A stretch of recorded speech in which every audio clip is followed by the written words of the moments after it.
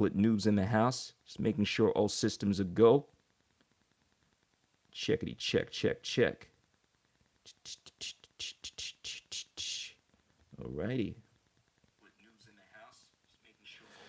Alrighty.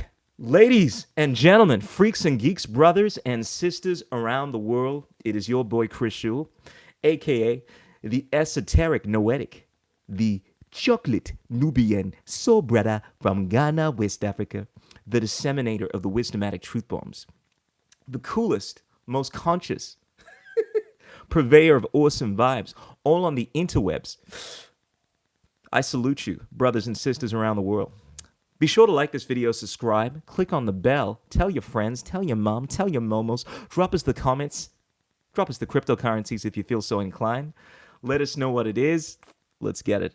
Alrighty. Now, I thought I would make a live stream talking about one of my favorite topics, ufology, UFOs, or they're better known as UAPs now. Apparently, they've changed the term from UFOs to UAPs to get away from this stigma of UFOs. Little green men from Mars. Now the military, now the government, now the entire world has started looking at this phenomenon with more seriousness. UAPs means unexplained aerial phenomena. And what we've seen over the last few years is the military, the government, looking at this on a more serious level. There has been this disclosure project where a lot of figures in high positions have come out to talk about their close encounters. And we are seeing this efflorescence of consciousness when it comes to the world of do-do-do-do-do-do-do-do, which I've been wanting to see for quite some time. Because, ladies and gentlemen, yours truly, the Chocolate Noobs, has been into this topic since I was a little noob. And I still am. And it's awesome having a collective of people come together to talk about their experiences openly without feeling as if they are crazy conspiracy theorists and whatnot. But hell, having a look at what's happened over the last few years, I think the term conspiracy theorist needs to be retired. Or better yet, we need to change that to conspiracy realist, because a lot of the things that are spoken of as being crazy are actually reality.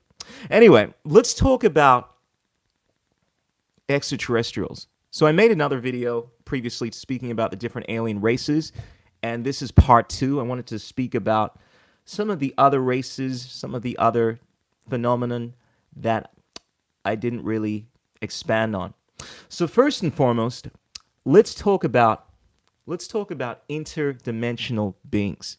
This is a term that some of you may not be familiar with, but when we have a look at reality in all its majesty and grandness, we realize that, granted, there are many levels to this. There is this realm within the earth, and then there is this realm within space. And then if we take it back a notch, there is this realm within each and every single one of us. And it goes on and on and on. There's the micro, then there's the macro. But then there are also other dimensions. And this is something that has been proven within quantum mechanics, that there is another realm out there, even outside of this locatable reality, non-local phenomenon. In fact, when you have a look at reality, just going on a tangent here, you have a look at everything that shapes reality, and it all comes from this field, from a point that cannot be located. In fact, it is the metaphysical, it's this invisible field that moves and influences reality. When you have a look at reality in its purest form, it is of a metaphysical nature. And when you have a look at the magnitude of reality, you realize that it's not just within this physical. There are other dimensions, other non-locatable realities. And I say this because the concept of interdimensional beings to a lot of people, I'm sure, seems like a concept built of air and imagination. But within the realm of science, real science, quantum mechanics, it is something that is very much real. So when I speak about interdimensional beings, I'm making reference to the idea, not an idea, the reality, that there are many beings that are not even within this physical body, that a lot of people refer to as UFOs. I prefer to just refer to these beings as entities, because the way that I look at UFOs or look at extraterrestrials, I look at them as being beings that are locatable within this physical reality, that come from just a different planet, or perhaps have been on this planet for thousands of years, millennia, however, have their origins within a different planet and are not part of the Earth evolution, so to speak. But if we move into the realm of interdimensional beings, we realize that, oh, now we got to start looking at weird fairies and pixies, things that may not even be of this terrestrial planet, but of a different dimension, right? Now, one of the things that I've been seeing a lot lately is people that look at this area, looking at extraterrestrials as being beneficent beings, right? Because they're spiritual. Anything that is not physical, that is spiritual, must be of a spiritually good nature. And this is an error that a lot of people tend to make. A lot of people within the hippie community look at extraterrestrials, interdimensional beings specifically, as being these beneficent beings that want only the best for us. Now, here's a reality check. The world is full of many different beings, large and small, good and bad. When people generalize, when they make these overarching statements in regards to the nature of beings that they know very little about, I find it somewhat disconcerting.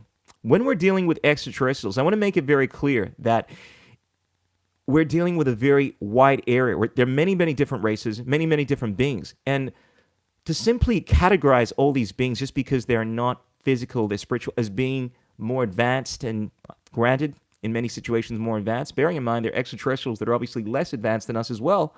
But obviously the idea is that if they've been able to travel to our planet or have technologies that allow them to appear within our reality, they must be of a more sophisticated nature. And thus, people assume that with that technological advancement comes a spiritual advancement. But if we can take anything as a basis, you have a look at human beings per se, and you have a look at our tremendous technological advancement, and you have to ask yourself this: do you see us progressing spiritually? Do you think over the last 1,000 years, human beings have not only become technologically more sophisticated, but spiritually more sophisticated?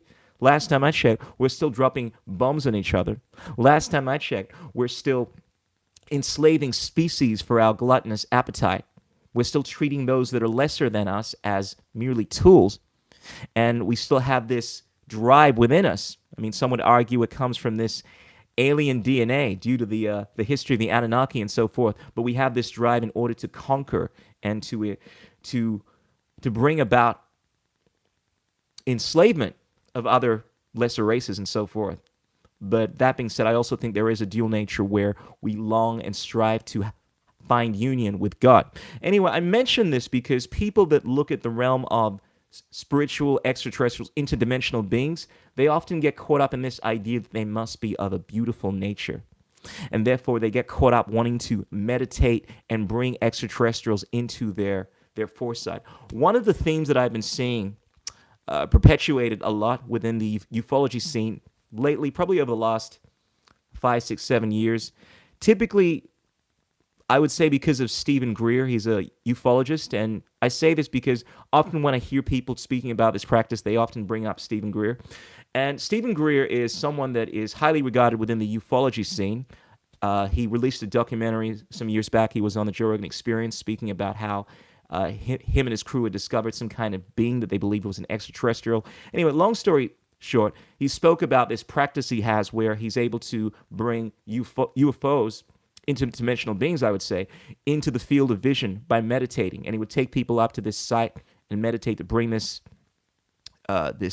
beings into his sight. And a lot of people have adopted this concept. And I often hear people meditating and bringing UFOs into their sight. And here's the thing. In terms of beings, entities, and so forth, spiritual beings, absolutely, this is an age-old practice, the idea of extending our vision by tapping into source and essentially tapping into our latent abilities to extend our vision, not just from the eyes that we have, but within to the extended realm so that we can see things that we don't locate within the Euclidean meat space. That's something that is not just built of air and imagination, but has a tradition. In terms of doing this in relation to UFOs, in relation to interdimensional beings, granted, I would say it's possible, but I also think that people should be mindful of the fact that just because you are bringing something into your field of vision doesn't mean that they are good, beneficent beings. It doesn't mean that they wish you well. And just because they are interdimensional, I mean, I wouldn't call them UFOs or aliens per se. I feel like the entire notion of looking at these beings as being somewhat beneficent and extraterrestrial in nature just because you are meditating and they're located outside of this physical space is somewhat of a weird kind of perspective in the sense that this practice has been around a long time, but it's not something people would associate with UFOs. But it brings me to the point that more often than not, when people are looking at beings or things that they do not understand, we have a look at history from as a basis for this. You have a look at cargo cults, right? You find a situation where people look at beings that exhibit any kind of technology they don't understand as being extraterrestrial, as these beings being of an extraterrestrial origin. We did this during the Second World War. There were certain cults that were untouched by human society, and when the American soldiers and different soldiers would essentially land in these areas and or drop gifts to them, these primitive cultures would look at these beings, their aircraft, as being of an extraterrestrial nature, and they would basically adorn these figures as gods, and they would often build airstrips hoping that they would come along, and also build devices to kind of show their love and affection for these beings. They're referred to as the cargo cults. And you have a look at history, and we see this time and time again. People adoring these beings as being of a beneficent nature because they have more sophisticated, advanced technology, when in reality, they just have more sophisticated, advanced technology, but it doesn't make them gods. I mean, granted, it may make them extraterrestrial, right? But it's something that I find people always shifting towards, this idea that if something is interdimensional or something is exhibiting technology that they don't understand, they must be of a beneficent nature, and they start looking at these beings as gods, right? These angelic beings, they must be because they have this sophisticated technology. When the reality is us human beings, we're at a point now where we will be colonizing different planets. I mean, we're already headed towards Mars. And in my lifetime, we will see human beings colonizing different planets and maybe making official contact with a different alien species. And this species may be less advanced than us. And the idea of them looking at us as gods is obviously ridiculous when the entire history of human beings has been plagued with such violence and a lot of good, understandably, but also a lot of evil. So I just want to bring clarity to this concept of looking at beings that are interdimensional, more sophisticated, as being of a beneficent nature, being a spiritual nature. I think it's something that needs to be looked at from a more nuanced mindset, because it is something that I see a lot of people doing, particularly as of late, and looking at any kind of extraterrestrial being that is perhaps originating from a different dimension, or just extraterrestrials for that matter, as being beneficent, when the reality could not be further from the truth. When, if you even have a look at just a little bit of lore in regards to the topic of extraterrestrials ufology, you realize that there are certain races that have been responsible for some outrageous immoral acts. And people that advocate for aliens being beneficent are simply ignorant of the history, have not done any research whatsoever in regards to the lore of this. And I say this because I know that there are certain people that advocate for extraterrestrials as being beneficent. They fall into the assumption that they must have come from a more sophisticated civilization because they have faster than light travel and so forth. But it does not always mean that they are more spiritually advanced just because they're technologically advanced. And we are the perfect example of this. And anyone that wants to base their understanding of UFOs, the history, as something that is predicated on a good, beneficent species that is constantly looking out for human beings, is not only unwise, but is hugely ignorant on the topic. And I don't care who you are. The vast majority of people I see speaking about this topic have little to no understanding in regards to the cornucopia of lore talking about this. And in the same way that if I was to speak about human history and speak about human beings as being beneficent beings, right? Because we have created all this amazing technology. I mean, look, we're taking people to the space, to different planets. We must be of a beneficent nature. And I want to ignore all of the horrible things that we've done throughout history, the slavery, the bombs, the wars, the genocides by all races, it would be completely insane, right? It's kind of similar to how I find people within different races, they tend to elevate their races. Like, this is something I see within the black community. They speak about how black people are amazing people. We've done all these great things in the world, and they ignore the history of black people in regards to the negative things they've done in terms of like many different black races. Obviously, race being somewhat of a subjective topic, but Africa encompassing many different territories and many countries being complicit in genocide. In fact, the first kings that were enslaving people were the Moors, as far as I'm aware. And these were black people. And I say this because if I was to say that, make the generalization that black people are beneficent people and the only, people that have been doing good in this world, that would be completely ignorant, a complete and utter generalization. But similarly, we find people making generalizations when it comes to extraterrestrial races as well, not acknowledging the fact that there are many, many different races, many, many groups, and it's a horrible generalization to be making this statement that extraterrestrials are beneficent beings. It's nowhere near as simplistic as that. Anyway, that is a long rant, but I just wanted to cover the space of interdimensional beings because this is a topic that I've been seeing people speak about a lot. The other topic I wanted to delve into dealing with extraterrestrials are beings known as the Chupacabras. Now, this is a very fascinating area. Now, I spoke about the Greys. They are typically probably the most well-known reported extraterrestrials within the lore and all the recent history. These insectoid-like beings that have these slant eyes. They look somewhat like insects, and they seem to be androgynous and gray, pale in nature and so forth. But the interesting thing is that you find around many of the sightings for these gray aliens, you often hear reported this creature known as the Chupacabra. This is something that happens a lot within Puerto Rico. This is South America.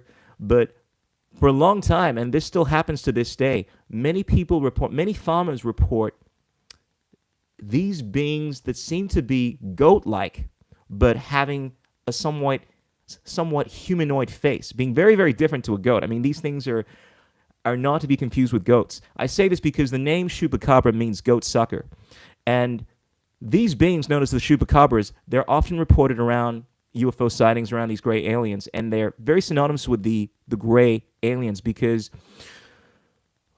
the idea within the lore is that the grays are actually hybridizing themselves, their DNA, in order to create a race that is going to be able to live within their planet and so forth. I mean, the whole idea of the Greys is one of the things that they are here for is they are a dying race. They're essentially trying to they're one of the reasons they're abducting aliens, right? Sorry, abducting human beings is that they're experimenting on humans in order to clone them or hybridize their DNA with the human DNA. Sounds very fanciful, I know, but this is something that you often hear spoken about in the lore. And one of the experimentations they partook in was merging their DNA with other species and so forth. And this is supposed to speak about the origins of the origins of the Chupacabras. These human-like, somewhat goat-like beings that have been reported in Puerto Rico.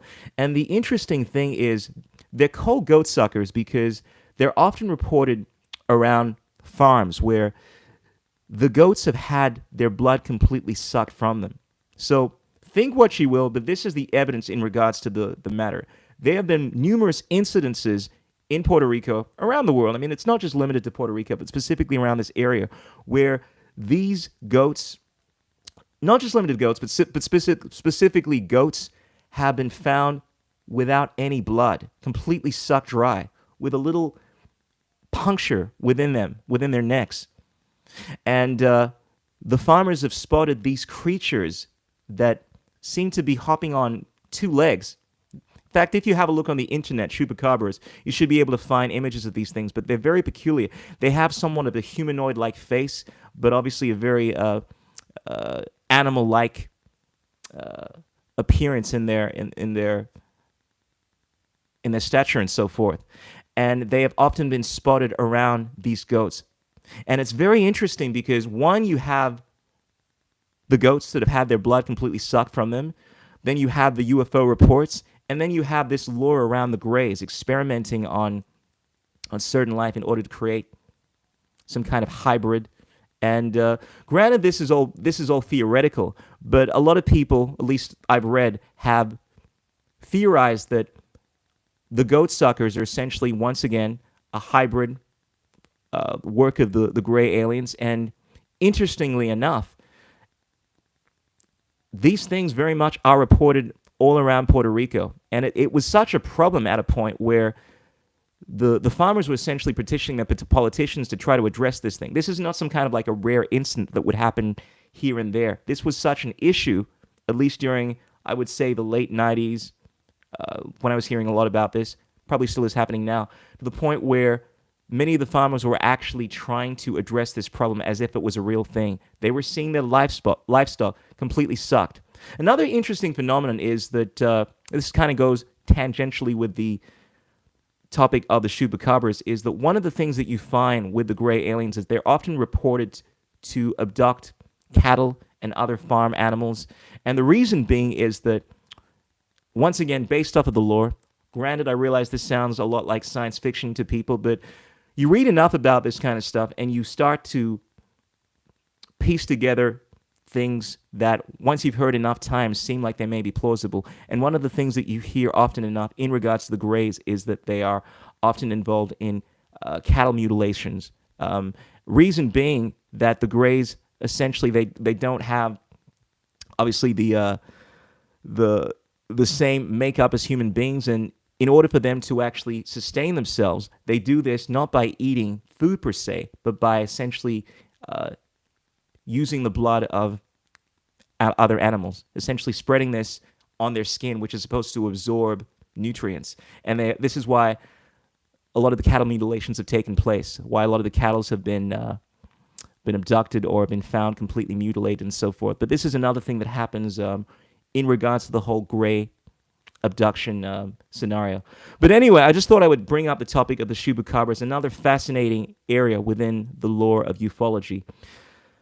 And finally, I wanted to speak about something I'd made reference to in another video, and this is in reference to something known as interterrestrials. So this deals with the whole lore around Hollow Earth. Now, contrary to popular belief, the world is not flat. Actually, it's not popular belief. Obviously, this is more of a fringe topic, but yes, believe it or not, there are some crazy conspiracy theorists out there that want to predicate the notion of the world on this flat worldview. But no, the Earth is not flat, but the Earth is actually most likely hollow, I would say. At least this is what a lot of the ancient accounts report. Obviously, there's Admiral Byrd, who through his surveys in the North Pole, I think it was discovered an entrance to Hollow Earth and spoke about many of the things that he saw. Was released in his book, which wasn't published until his death. Apparently, he was essentially restricted from disclosing this information until much later on, which is something that happens obviously a lot in this scene. You know, people don't want to have their lives jeopardized. They get told, look, if you speak about this kind of stuff, well, we're going to take you out, this kind of stuff. But essentially, Admiral Byrd spoke about his encounters with Hollow Earth. And beyond this, there is a tremendous amount of lore that is spoken about this topic within the Eastern mythology. It's known as Shambhala. This is spoken about in a lot of the Eastern writings in India and so forth.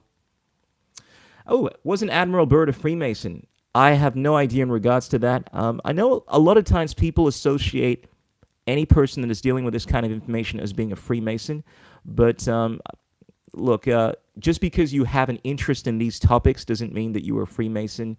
Whereas I don't know if Admiral Byrd was a Freemason. He was someone that was obviously a seeker of knowledge, a seeker of truth, and I think a lot of times people associate this stuff with Freemasonry, whereas Freemasonry, I've spoken about this in the past. Now, granted, it has a basis in the modern world where a lot of these figures are involved in some very dark occult things, which I would call the dark side of Freemasonry. During its formation, throughout most recent history, essentially this was formed by Adam Weishaupt back in, I want to say, around the 18th century. And this was a guild of people that believed in the illumination of their minds from darkness. I mean, the Freemasons were essentially the founders of the United States. People like Benjamin Franklin, I think it was Thomas Jefferson, they were all members of the Freemasons. They were both leaders at a point, and they dealt in esoteric knowledge. They were seekers of the mysteries. So essentially, when we're talking about Freemasonry, granted, these people have a very kind of dark reputation at this point in history because it's been obfuscated and has been turned into something very different. But essentially, the Freemasons were people that were seekers of truth and knowledge. This is the origins of the whole concept of Freemasonry, but was later hijacked and overtaken by certain factions and so forth, as is what happens with a lot of systems. But in regards to Admiral Byrd being a Freemasonry, I don't know if he was, but he was someone that was definitely knowledgeable in regards to the origins of the earth, in regards to Hollow Earth, that's for sure. But yeah, in regards to Hollow Earth, there is a lot of lore in regards to this. You see, when I speak about these topics, I'm not building these concepts out of air and imagination like a lot of people speak about this stuff. As fanciful as this stuff is, I speak about this because in the same way we rely on knowledge from different groups and so forth, if we hear it time and time again, this is what I'm applying when it comes to these topics in regards to history. There is a tremendous amount of lore making reference to different civilizations that have had their experience in these hollow earths. Now, they refer to these under different names, but there is definitely something of substance to the idea that the earth is hollow, full of different inhabitants. And this is where you find stories dealing with beings that have characteristics that seem like they are extraterrestrials and so forth. In fact, a lot of the lore dealing with creatures like fauns and these fanciful figures that you find in these fiction books are reminiscent of the kind of characters that you would find within Hollow Earth. And I say this because, once again, we speak about extraterrestrials as being something from outer space. But as I mentioned, there is also the hollow space, or the inner space, inner Earth, right? And often we're making it's quite possible, in fact, it is a fact, that in the same way over the last 50 years we've discovered new species, right, in different parts of the Earth, right? A lot of times people would think of these as being extraterrestrial when they're simply of a terrestrial nature. And the same applies with the inner Earth. If there are caverns, if there are places within this Earth that have not been surveyed, and this applies to the sea as well. Now, granted, most, I would say, I feel like that's a little arrogant of me to say that we've surveyed most of the sea. No, it's quite possible that there are different sea creatures that we have not encountered. And it would be foolish for us to refer to them as extraterrestrials. They're actually of this Earth. And also, I would make a point of mentioning that many of the beings that are referred to in a lot of this Judeo-Christian mindset, demons and so forth, these demonic beings, are actually making reference to these beings that live deep in the earth, right? And if you have a look at the lore once again, they're actually making reference to these beings known as the Draco. I made reference to this in the last video. And the lore around that is that these beings are actually have been on the planet Earth for at least longer than human beings, at least in our current iteration. And they're not able to actually live within the surface of the planet. Therefore, they've been in the caverns of the Earth. And there are figures like Phil Snyder that have actually made encounters with these beings known as the Draco. And they've been around for thousands of years, millennia. And whereas we tend to refer to these beings as being demons and so forth, because they have these very dark-like characteristics, they're actually extraterrestrials. They have their origins from different planets, Orion, if you follow the lore and so forth. But perhaps I'll speak about that in more detail in another episode of the alien races. But ladies and gentlemen, I just wanted to leave it there. We covered interdimensional terrestrial or non-terrestrial beings. We've covered the hollow, the inner Earth beings, the hollow beings from Hollow Earth, and we've also covered the Chupacabras, which, as I was saying, are quite possibly a creation of the Greys. But they're just my thoughts on the topic. Ladies and gentlemen, freaks and geeks, let us know what you think about some of these topics. What do you think about extraterrestrials in general? Have you had any close encounters? Any encounters with UAPs, as they're now referred to as? I certainly have. Have you had any close encounters of the first kind? You know, a lot of people have been speaking about this phenomenon, as I mentioned, as of late, because it's something that happens a lot more than people realize.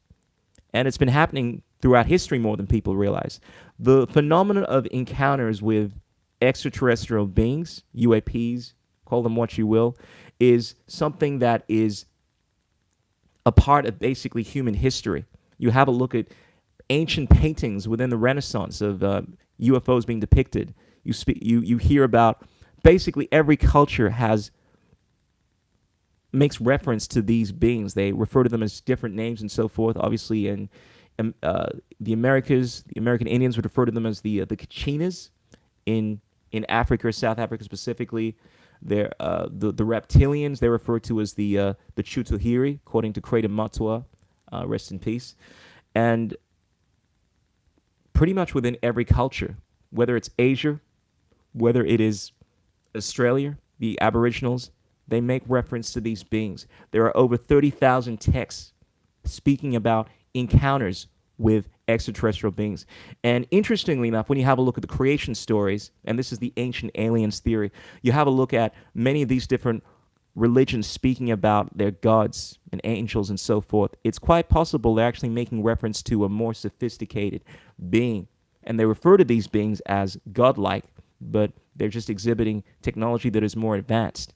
And whether this be the classic story in regards to the stories are found within the Bible, and this is all spoken about within the book of Enoch, or whether this is in reference to the Norse mythology, the Eddas or the Vedas, they're all making reference to godlike beings. But once again, if we replace our concept of gods with beings that are more sophisticated, more advanced, it changes our perspective on the whole concept of UFOs and extraterrestrials.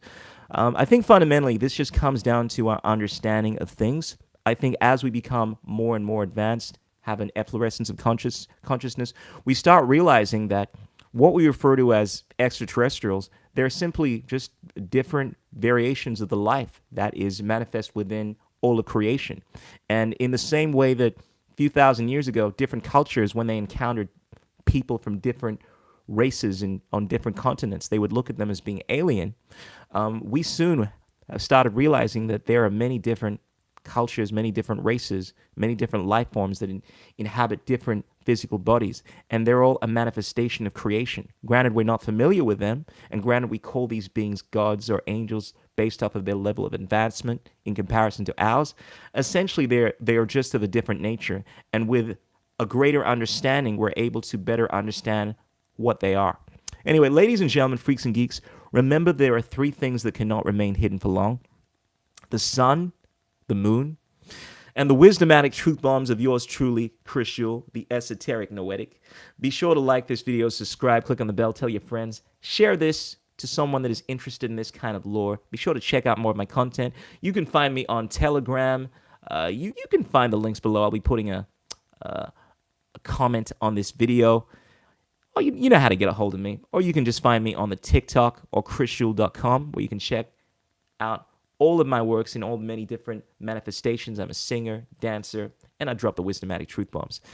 Until next time, Surya Namaskar, Namaste, Satya Graha, peace be upon your butt cheeks. Ow!